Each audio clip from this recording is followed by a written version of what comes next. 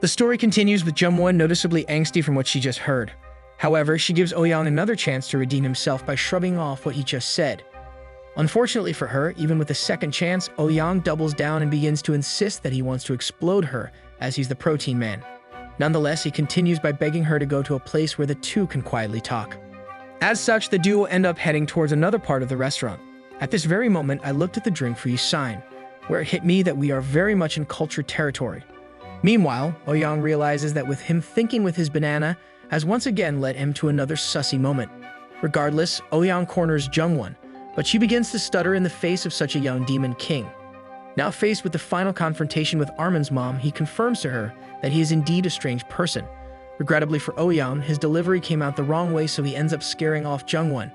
Now in a pickle, he tries to save himself from his awful delivery, so he begins to attempt to use his brain rather than his pineapple. Thus, the first thing that comes out of his mouth is that he tells Jungwon he's actually superhuman. Unfortunately, Jungwon responds in French for the first time, causing Oh-young to activate his devil effect to try and convince the mother of the colossal titan. With the surrounding area fully illuminated in dark power, Jungwon begins to falter. However, Oh-young isn't finished yet, so he also shows off his telekinetic powers in full force. Success, it works, as Jungwon is now on her knees, fully believing that this is not just a prank bro moment. Oh-young then activated his full Riz powers by claiming that he really is a superhuman as he turned off devil effect. As such, Jungwon responds by opening her mouth really wide, realizing that Armin was actually not making it all up earlier. Nevertheless, with his plan actually working, he kneels before her and tells her that he usually hides his powers. But he also claims that today was a different day, as he had to help Armin out. Furthermore, he smoothly explains that if he uses his powers too much, a problem usually arises beneath his clothes. Unfortunately, Jungwon didn't understand what he meant by that. So he makes up the fact that he'll die if he doesn't fill someone else up with milk in time, since he's the protein man.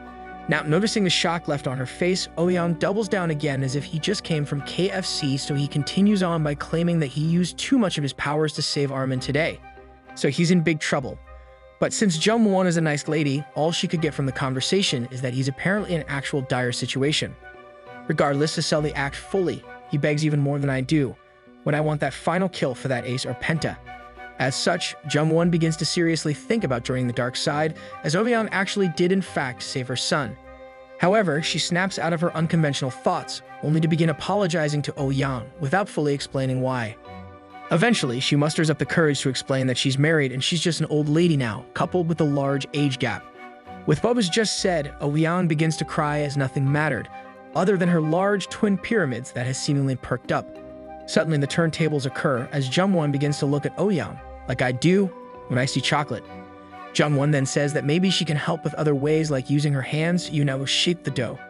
Too bad, as Oh-young counters like a pro from Roblox Retail Tycoon, demanding that it isn't enough for a superhuman like himself. Instead, he ups the ante by asking her to use her face hole instead, as he claims it's okay enough to actually avoid all danger for today. With such the crazy counter, Jungwon begins to shake at the thought of her actually going through with it.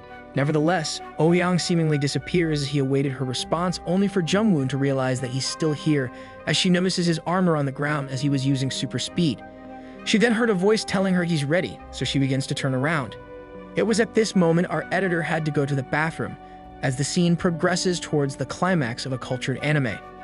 Now we're the ones in disbelief as Oh-young saved a boy only to become his milkman stepdad. Fast forward to the evening where Jungwon attempts to sleep soundly, only to have a sleepless night as she could only think about what transpired today.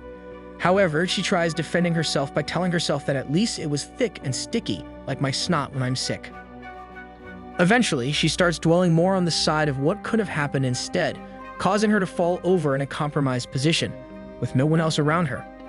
Nonetheless, the next morning, Oh-young wakes up, and the first thing that comes to mind is how close he was to his final goal with the super lady. As such, he facepalms and opens the detailed tab on her, where it's revealed that he barely increased the domination level he had on Jungwon. But just like in any game or anime you don't finish, you end up feeling compelled to finish everything to completion, so Oh-young heads back to school for the first time in a while. At school, we run and meet Ran, who's a bit jealous because Oh-young has not contacted her in a while. She then runs into Naeong, where she begins to interrogate her and asks if the two have been busy without her, only for Naeong to claim that she too has not received a single phone call from Master. Thus, the two quickly came to a conclusion, where the duo end up thinking that he must be busy with Mami instead. Now infused with the thought of her sister solo leveling Ouyang by herself, she begins to harness her own dark energy. However, Ouyang finally shows up with a serious look already equipped. With his mere presence alone, the girls were able to quickly pick up on his scent. Upon trying to greet the loser Ouyang, now turned into a Chad, they are quickly rebuffed as Ouyang claims he's a little busy today. It then turns out that he beelines straight to Jungjin, who actually turned up to school today. Thus, he swiftly made his way in front of him, with Jungjin still fresh with the memory of getting destroyed. Suddenly, without Jungjin even moving an inch, he gives one kicked man once again. Now on the floor from a single kick, Jungjin begins to tremble in fear and quickly apologizes and claims that he won't ever like Ran anymore. Surprisingly, Ouyang decides not to destroy Yun more and merely only asks if he's the former leader of the Bukien High School. Jungjin then confirms with a scared nod, so Ouyang threatens him to discipline his juniors unless they want to face the full wrath of the Demon King. And just like that, he walks away happily, reminding Jungjin to make sure no one ever goes near Gunwon again. Meanwhile, as Ouyang attempts to leave the school, he encounters Naeon and Ran eagerly asking why he's leaving so early. So he turns around and tells them that if you eat only pizza and chicken every day, you'll get sick of it, so he's trying to get some rice and soup. Naeon then giggles as both her and Ran clearly did not understand his analogy. Nonetheless, back at the restaurant, it's revealed that Jungwon's mind is muddled by the thoughts of Ouyang. But speak of the devil, the Demon King arrives just in time. However, Jungwon is fully taken by surprise at his arrival, as she asks why exactly he's here on a school day. Ouyang then quickly ignores her and asks if Armin is not home yet, but just like the Flash, the two disappear into a closet. Inside, Ouyang receives a lesson from a very experienced wizard, since she's basically as old as Gandalf.